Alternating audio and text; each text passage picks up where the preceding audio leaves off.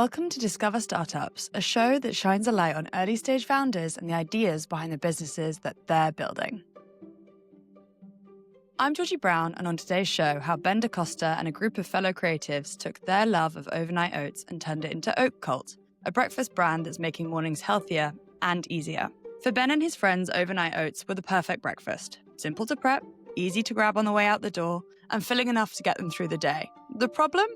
To make them exciting, adding fibre, flavour, and all the extras that turn oats from that bland breakfast to a morning powerhouse, they were left with cupboards full of bulk-bought ingredients that went stale long before they were used up. So they decided to fix things, and the result was Oat Cult, sachets of overnight oats infused with fibre, flavour, and 1 billion gut-friendly bacteria in every serving. Today, Oat Cult isn't just reimagining breakfast, it's proving that you don't have to be a finance whiz to start a business. With creativity and vision, you can take everyday ritual and reinvent it for the better. Ben, thank you so much for joining me on the show. Thank you very much. It's nice to hear it all said in an articulate sentence or two. No worries. Well, I'm happy. It took a little bit of crafting for me. I'm less creative than you by far, but it was very fun to write that intro. And for those of you that are listening to this for the first time, meeting you for the first time, could you tell us a little bit about who you are and what Oat Cult is all about? Yeah, so I spent predominantly most of my career in advertising as a creative director and other sort of job titles as such. And I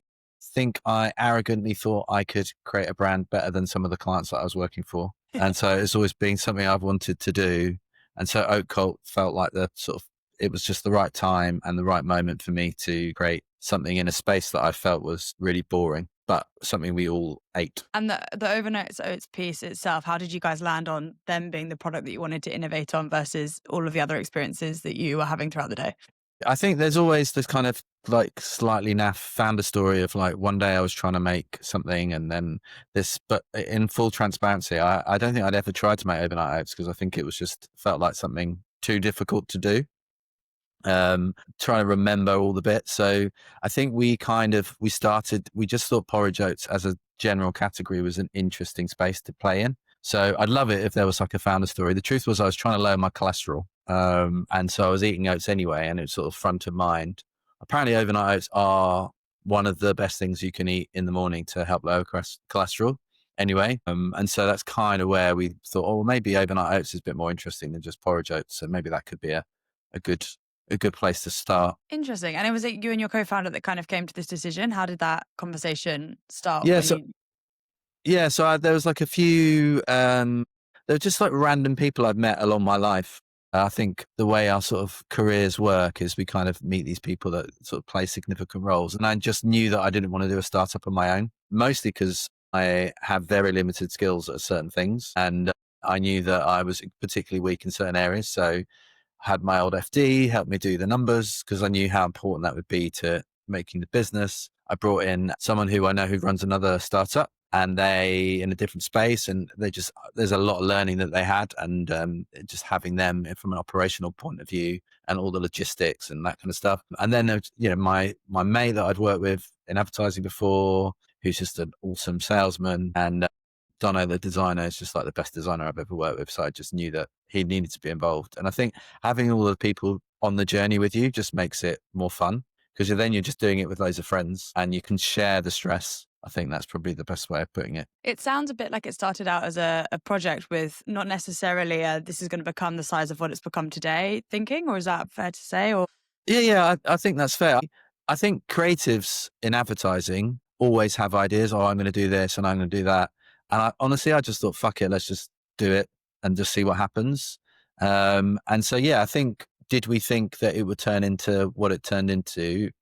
I think we had hoped maybe it could, but we hadn't really imagined that would be what would happen. But honestly, I think it's just about just trying things. And I think we're so precious and we're all perfectionists and everyone wants it to be perfect. But actually, I've just found that maybe just chucking stuff out there, what's the worst that can happen? The worst thing that happens is that no one buys it. And that was kind of like, actually, it was quite liberating. I mean, it sounds like a great experience just to have that creative freedom to say, we've picked a category, we're going to innovate around it. We're going to throw our thoughts on the wall, no client opinions here. It's just what we think makes work and what's great creative approach to a problem. And I think you guys have come up with something that's really, really fantastic. I guess for people maybe that don't know so much about the product itself, I know that we're talking about oats and we've mentioned overnight oats a bit more, but where did you find the market opportunity there as to what was wrong with the overnight oats category?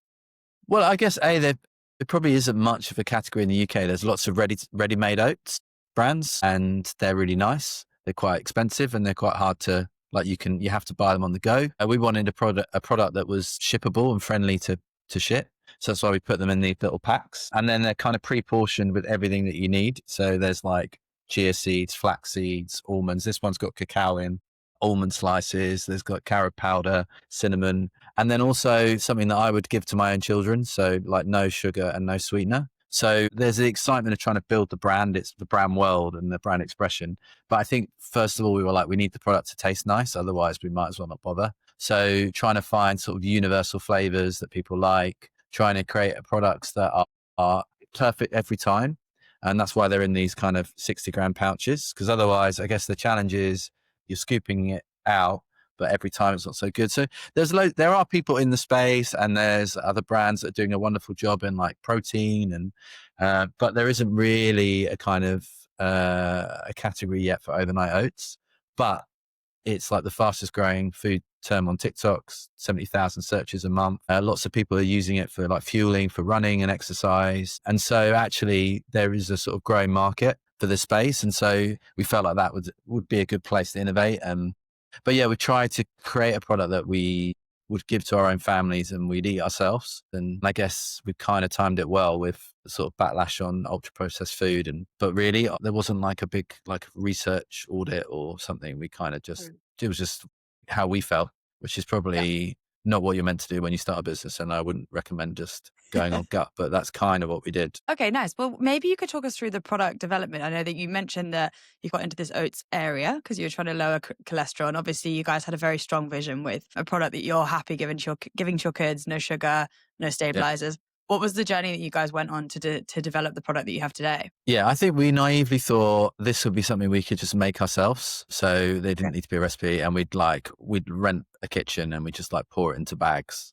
And then I think we realized that was stupid and naive. So the journey was like, okay, cool. Right. Let's make some oats. And then we quickly realized that you can't just do that. That's obviously not safe for anyone. And thank goodness we don't do that. Yeah. So yeah, we tried to find a factory partner. We tried to recipe the product ourselves, and we kind of set a really clear brief for what we wanted. Like we said, like we didn't want any sweeteners, we didn't want any sugars, like apart from naturally occurring sugars, and we really wanted the products to feel healthy and something you could eat daily. I think there are lots of serendipitous things that happened at the time, but that was kind of how we started. We found a factory partner, and we, in full transparency, bullshitted and pretended we were bigger than we were to get them to meet us, because they won't meet you. They get emails every single day from people saying they want to start a food brand or whatever. And so we had to lie out of our teeth and say that we were like massive and all this kind of stuff. So it was, lots of bullshit and a kind of rough idea of what we wanted to make. And actually the gut bacteria part of the product came later, even though we were called Oat Cult.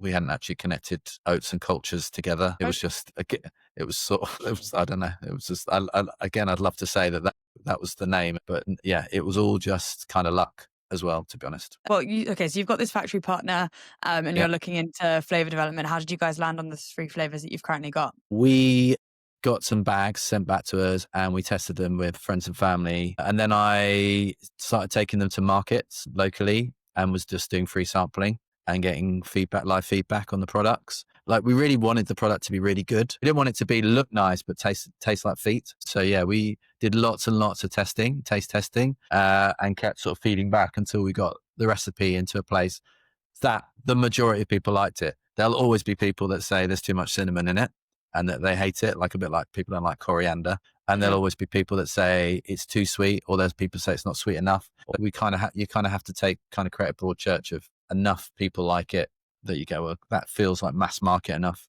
And yeah, chocolate, strawberry felt like 2 kind of flavors that people eat all the time.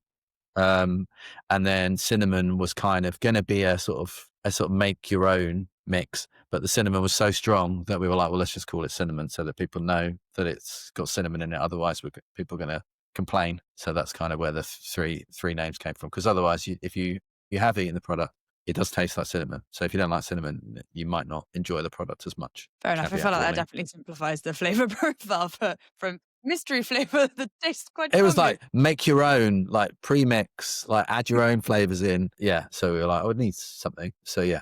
Well, I think we touched on this when we discussed things before, is obviously when people are making overnight oats, there's a lot of fun things that they might want to add to make them a bit more jazzy or fibrous or flavorful. We talked about flax seeds, chia seeds, but the gut-friendly bacteria, I don't imagine is something that people are often adding at home and pre-planning for. So could you talk me through how that journey happened? Well, weirdly they are. And what we found was lots of people add kefir to their product.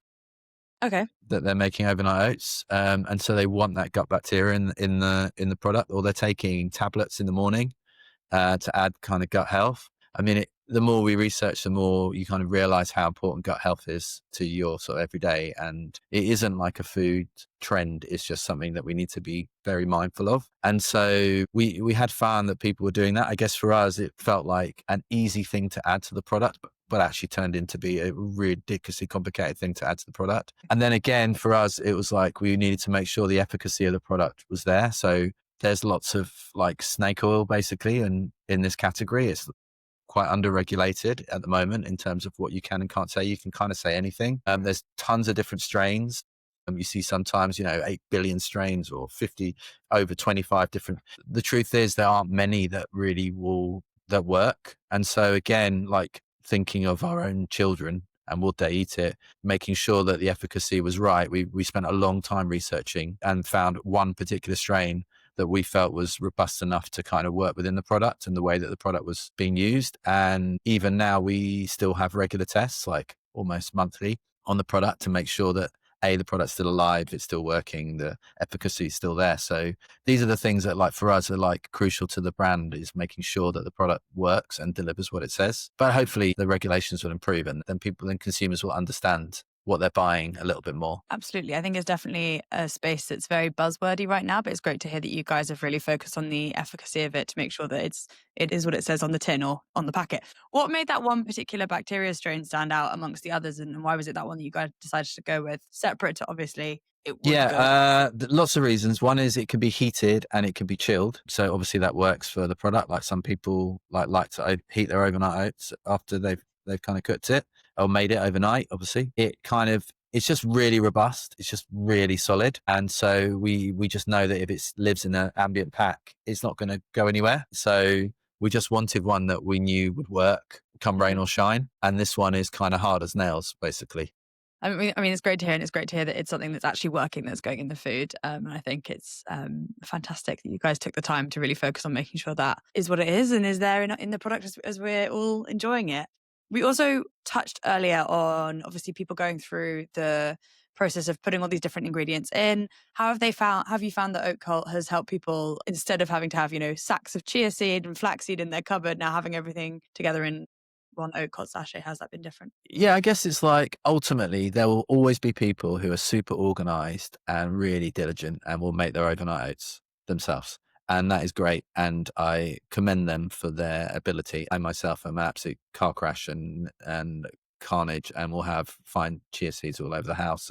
So I respect everyone that does that. We're not the product for those people, but maybe when they're going camping or they're going traveling or they can't bring all their bags, maybe that might be a good time that Oat Cult can step in and support them.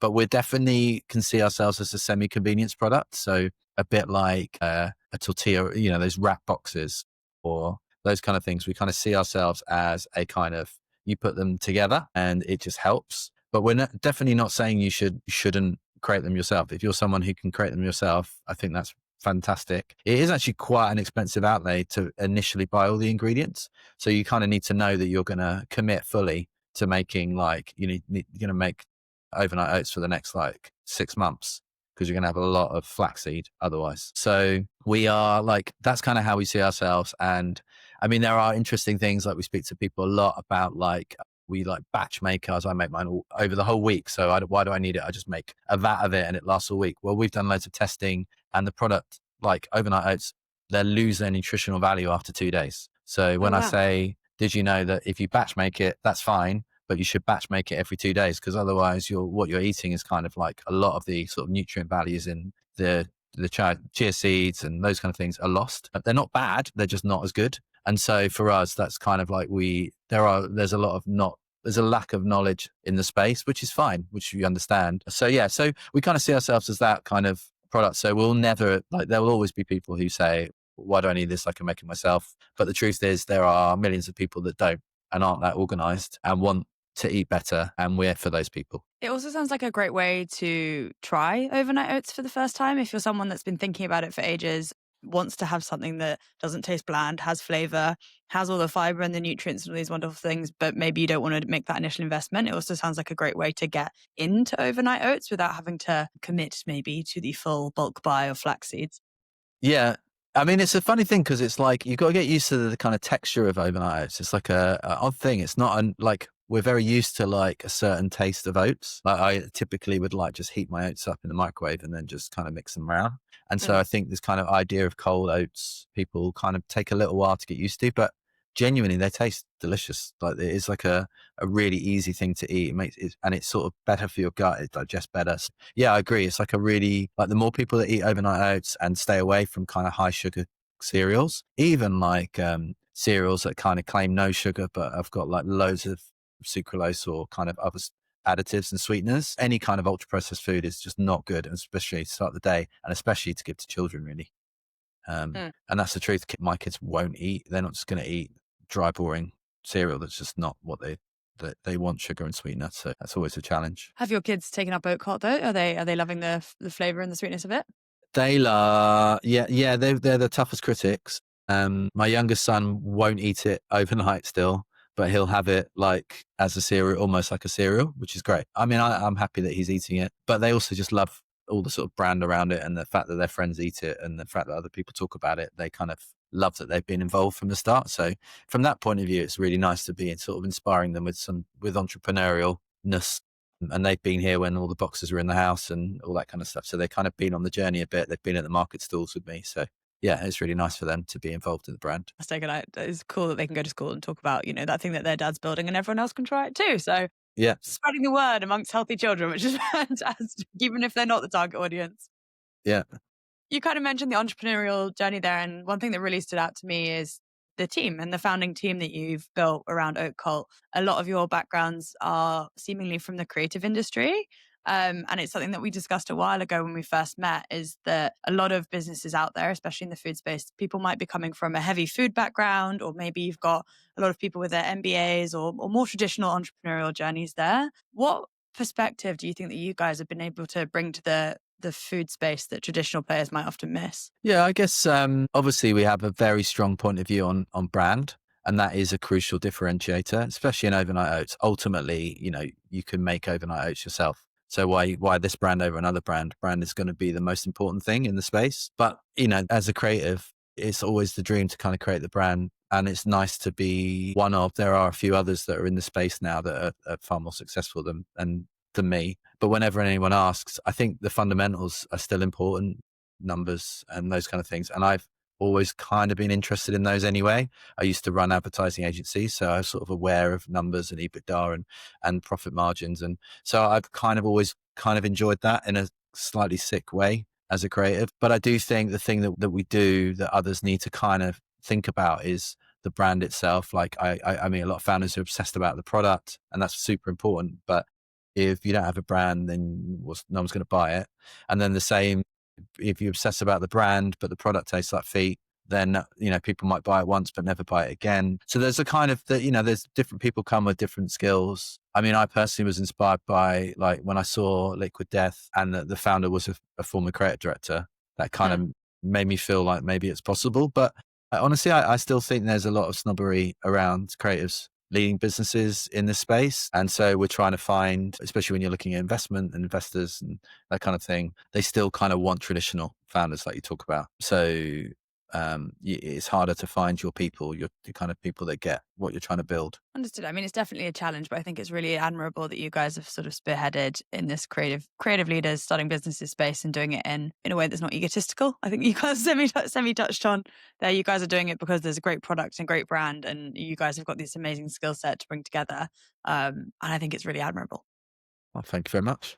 On that sort of, obviously, your guys' social media is very interesting. To anyone that hasn't had a look at the videos that Oat Cult put up, they are fascinating. They're mini works of art. You're not not expecting your normal social media reels. They're all a little bit of storytelling. Could you guys maybe talk me through a bit about how you've approached advertising the product thus far and why you think it's worked so well? Yeah, I guess that if I was a handsome 20-something man or woman, and maybe I was like, had done lots of blogging and vlogging and like could like talk to camera, I still think that's probably the best and quickest way to grow your brand presence online, like that kind of traditional founder-led content stuff. But the truth is, a kind of middle-aged balding father of two who lives in South East London is not necessarily the most dynamic, interesting, kind of aspirational figurehead. So we were never going to be able to do that.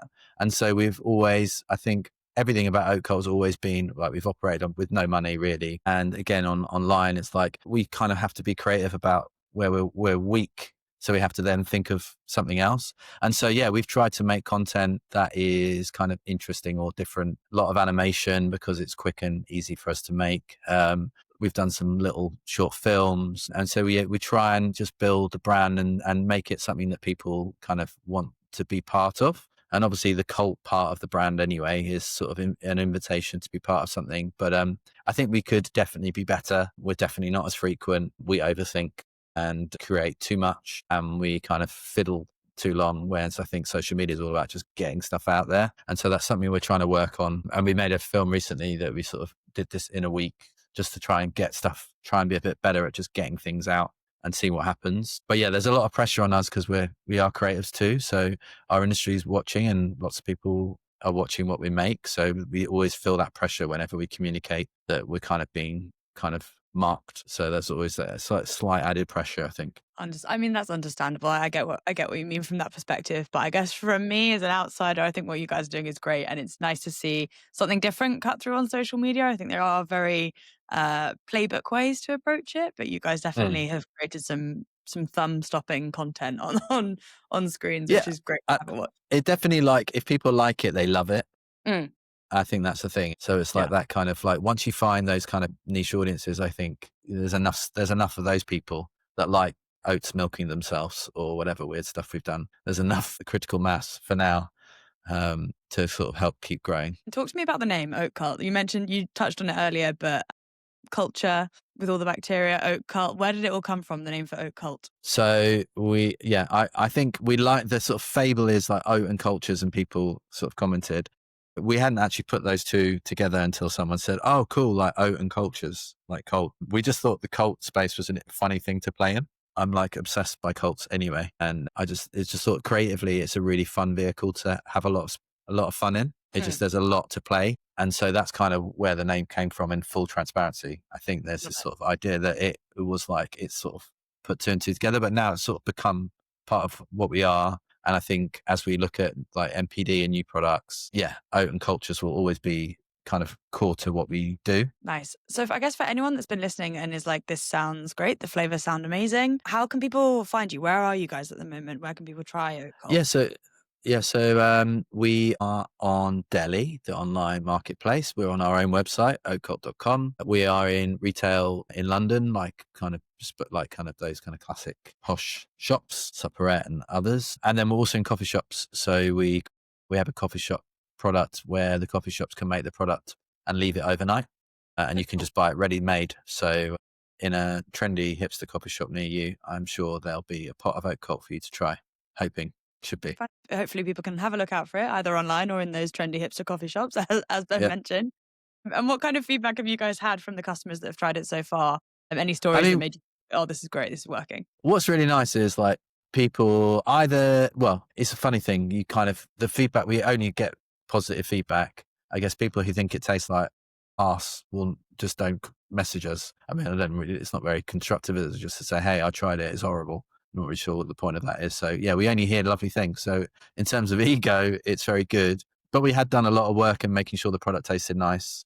But yeah, it's amazing. I find it amazing that we're shipping boxes, all over the UK, and it isn't just like London centric. Like on Delhi, we're selling hundreds of packs and we're sending them all over the country. And so it is lovely to like have subscribers in Scotland and like, the tip of Cornwall to all over. And this is just something that was sort of in our heads that we sort of started just for fun a little bit, just to see what would happen. And it's sort of, to have all these people trying and loving the product and it becoming part of their ritual is just it's just amazing. Because in advertising, you make a funny ad and people like it, but you don't necessarily, that's it. So it's just nice to have something physical that you can talk to people about. So looking ahead, what are you guys planning for the next 12 months with Oat Cult? What can people look forward to as they follow along and get involved with the brand? So yeah, we're looking to create some new SKUs. We are in talks with a few large retailers, but that would require some investment. So we are actively and heavily trying to fundraise at the moment to give us the scale to be able to scale the operation and make it all a little bit more grown up, I guess.